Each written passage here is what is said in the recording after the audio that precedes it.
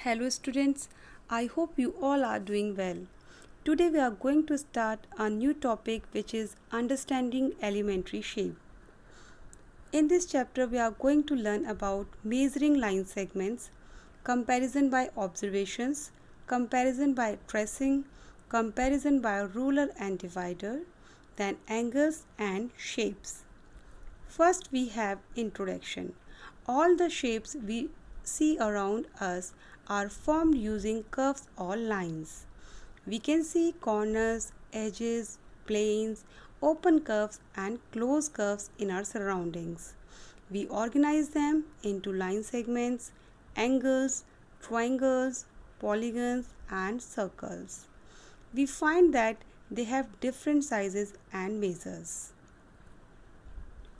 Measuring line segments. A line segment is a fixed portion of a line. This makes it possible to measure a line segment. This measure of each line segment is a unique number called its length. We use this idea to compare line segments. To compare any two line segments, we find a relation between their lengths.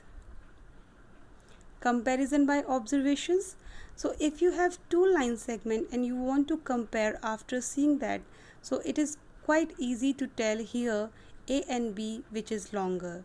So you can tell B is longer, but you cannot always be sure about your usual judgment. For example, if you will see here A and B, so it is not quite easy to tell which is longer, because the difference in lengths between these two may not be obvious. This makes other ways of comparing necessary.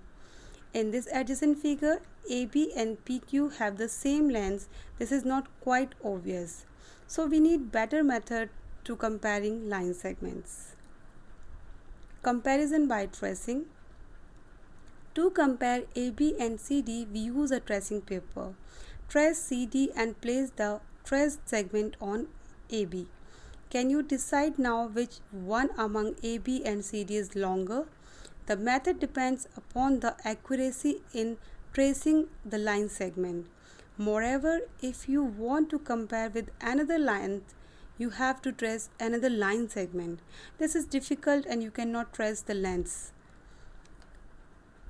Next, we have comparison using ruler and a divider. Now you know that the ruler is marked along one of its edges. It's divided into 15 parts. Each of these 15 parts is of length 1 centimeter. Each centimeter is divided into 10 subparts. Each subparts of division of a centimeter is 1 millimeter. Using divider for measurement. Place two endpoints of the arms of a divider at the two endpoints of the line segment to be measured.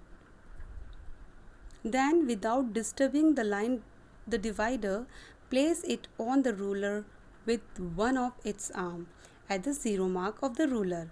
Now the measurement of the two arms of the divider is the measurement of the length of the line segment, which is quite accurate. In next class, we are going to learn about angles and shapes. I hope you all understood this. Thank you so much.